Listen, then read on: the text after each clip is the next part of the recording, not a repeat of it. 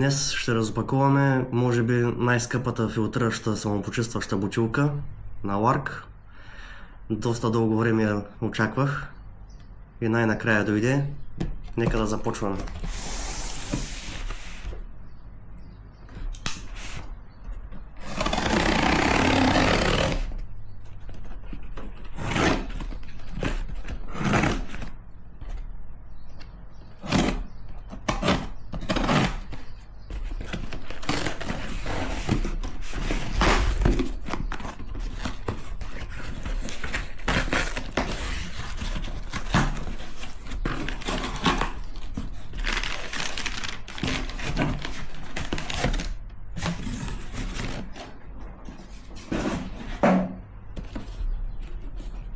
Както виждаме, на първо впечатление е доста стилно опакована.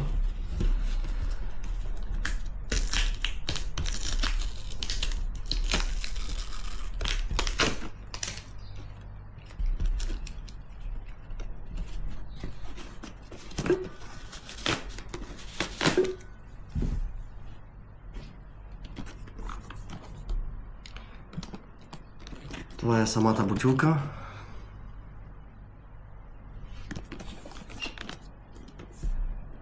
Пречиства водата и има приложение за проследяване колко вода пиете с напомнене.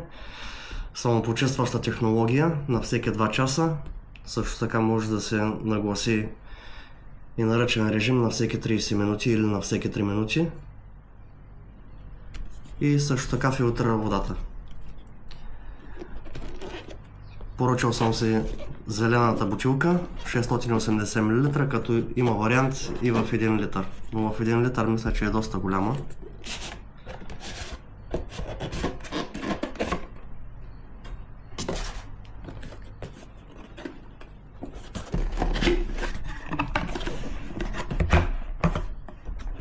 При отварянето на кутията, първото нещо, което виждаме,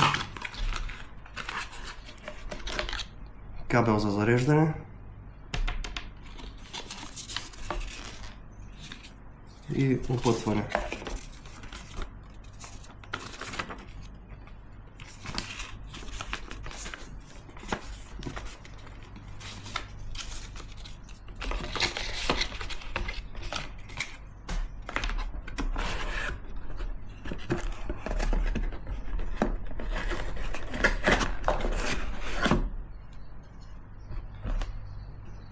И ето достигаме до самата бутилка. Доста добре опакована.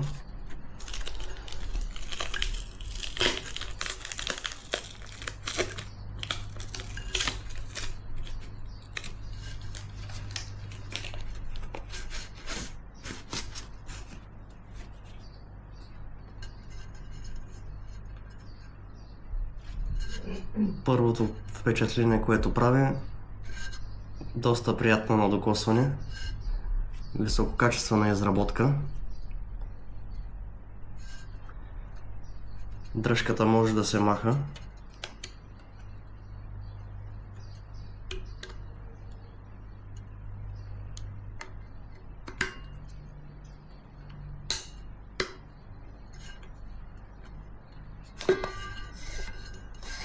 Бутилката е изработена от неръждаема стомана, двойно изолирана. И се предполага, че ще пази студена вода, по-точно студена течност, до 24 часа или до 12 часа. Аз не вярвам, че ще пази толкова дълго, но все пак, ако се интересувате дали се заслужава и дали наистина пази, абонирайте се за канала и след една седмица от употреба ще разберем дали наистина прави това.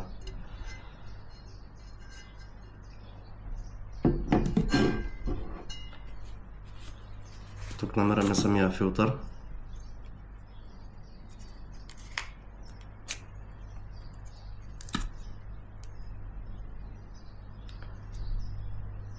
Като бутилката идва със стандартния филтър. Филтрите са 2 модела. Essential, който е този стандартния, и Advanced филтър. Този филтър те го препоръчват повече за градски условия и за чешмена вода, докато Advanced филтъра казва, че може да се пие дори от реки и язовири. вода доста добре пречиства. Филтър е с нанотехнология.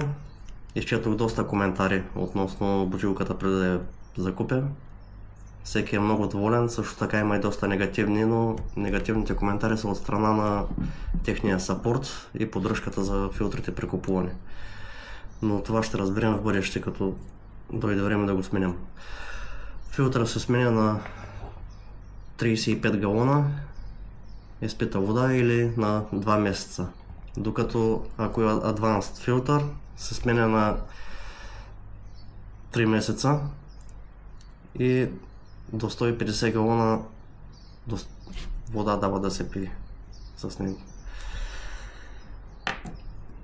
Като преди първа употреба филтъра трябва да се намокри поне за 15-20 секунди под течаща вода и след това да се инсталира в бутилката. Бутилката е с сламка.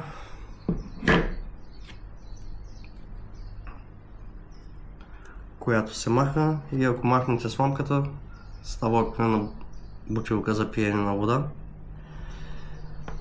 с почистване само на стерилизация на водата.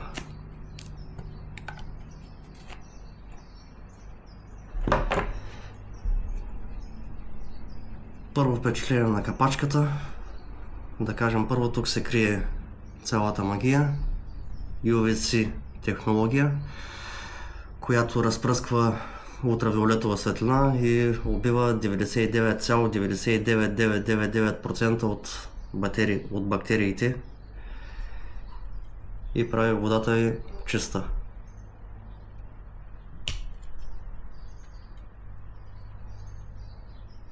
Относно капачката, доста добра изработка. Единственият минус, който виждам за момента, е пантичката за отварянето. Надявам се да е издържлива, но не ми харесва самата изработка и най-вероятно ще се счупи след време на употреба. Не знам след колко време по-точно. Капачката може да се замени, продават се отделно, като цената на капачката е 75 евро. Цялата бутилка, казваме, че това е най-скъпата.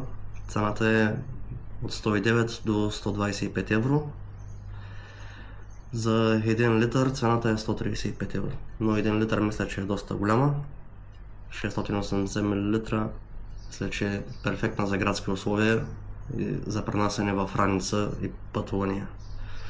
Бутилката я закупих, понеже при нас водата от чешмата не е годна за пиене и се предполага, че с тази бутилка ще я направим годна за пиене, но ще разберем съвсем скоро. Ако наистина искате да разберете дали си заслужава инвестицията в толкова скъпа бутилка, абонирайте се за канала и може би след седмица ще направя пълно ревю с плюсови и минуси на бутилката и за това дали се заслужава да се инвестират толкова пари в една бутилка за вода.